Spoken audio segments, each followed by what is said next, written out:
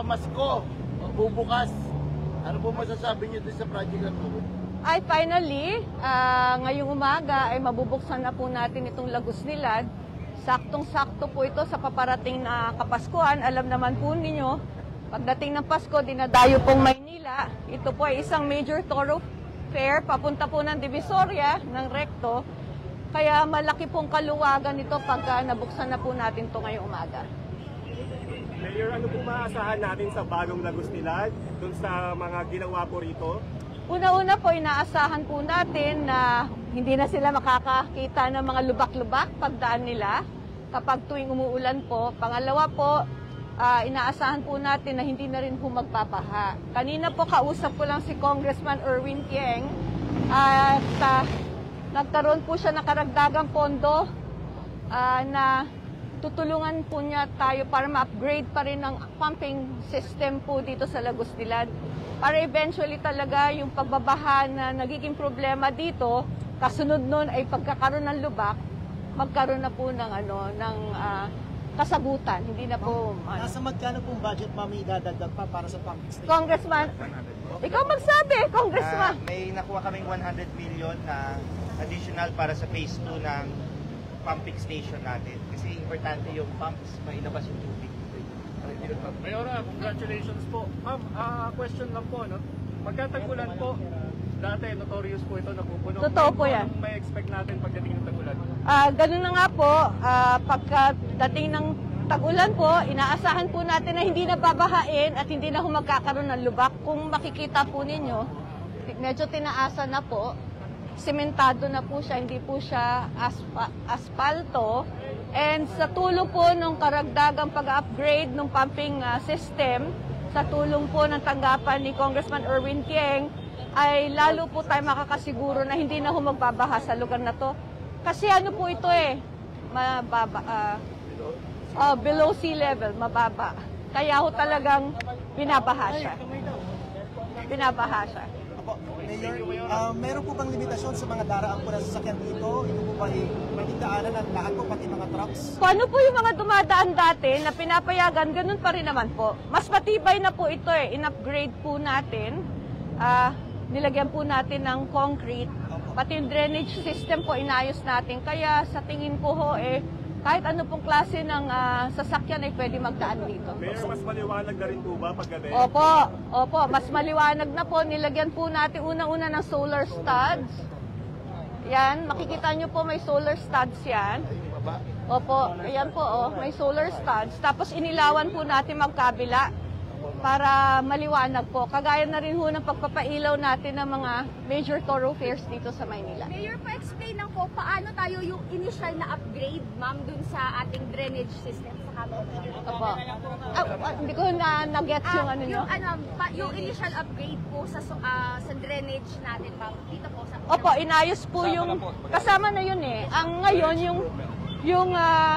yung karagdagan pong sa tulong ni Congressman Erwin Tieng, para sa pumping system naman po yan. Hindi naman po isasarado na to nakahiwalay ang pumping system, di ba, engineer? Nakahiwalay naman po yan. Pero ito, ma'am, yung ginawa dito, ma'am, na pagsasaayos ng drainage, pa-explain lang po, ma'am. Sa tingin ko, masyado ng technical yon.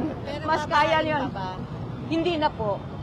Ang sabi po na engineering's office, inayos na po kasi natin ang drainage natin. So hopefully, hindi na po babahain. Linawin lang natin.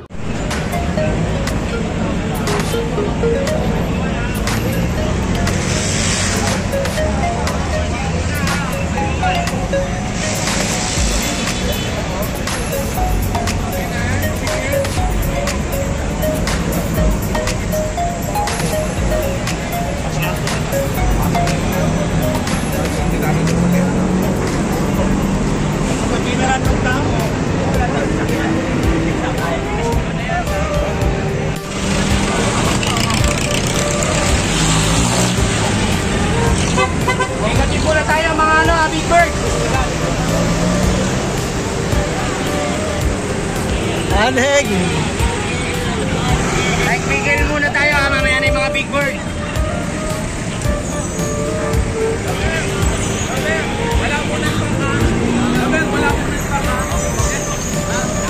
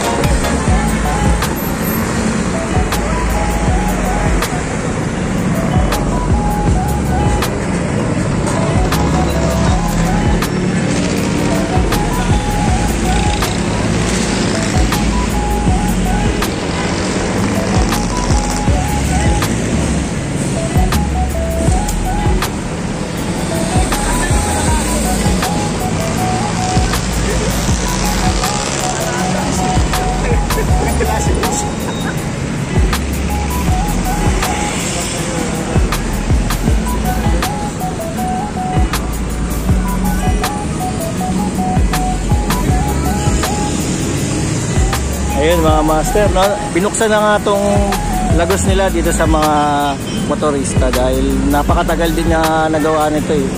Mga 6 months din eh. Pero ngayon, eto.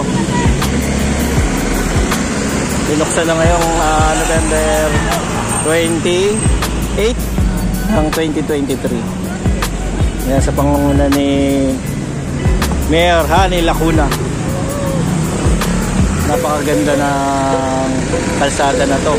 Dati lubak-lubak, binabaha, kaunting ulan, baha na dun sa ilalim. Napakalaking perwisyo, pero ngayon laking ginhawa naman na nadulot ng proyektong ito. Ayan, wala nang traffic. Yung mga nadadaan dito sa may tapat ng City Hall, yan, alam nyo gaano ka-traffic dito pagka dumaan ka, lalo-lalo na pag umaga, rush hour. Ayan. Ngayon, ito, masaya-masaya na yung mga motorista. Nakakadaan na sila ng maayos at dire-diretso. Ayan. Ganda ng kalsada. Binago na pala yung mga ano yan, mga pipe sa ilalim kasi nga bahain. Ngayon, okay na. Hindi na siya babahain. Kahit umulan palang malakas. Okay, kaya sarap dumaan, no? Mamayang gabi, abangan natin. Baka dumaan tayo, titingnan natin yung tsura nito. Maganda daw ito pag gabi. Dami rin media dito. Okay, salamat po mga master. Mabuhay po kayong lahat. God bless po.